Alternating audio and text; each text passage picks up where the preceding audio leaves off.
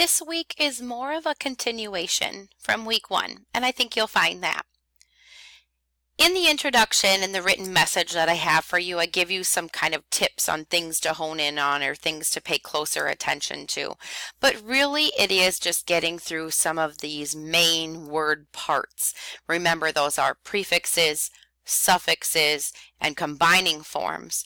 So some of them might be the same as last week. Some of them could be new. You would never have to make a repeat flashcard, right? If we've learned that itis is a suffix, it always starts with the hyphen and then itis, it means inflammation, okay, or swelling. So if itis means inflammation and you learned that last week and you made a flashcard for it, you definitely don't need to make another one.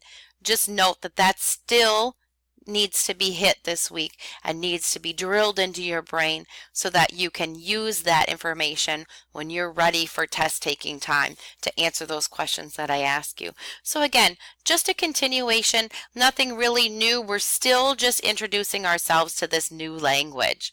Welcome and have fun with week 2. Again, make sure you check with me if you have any kind of questions at all.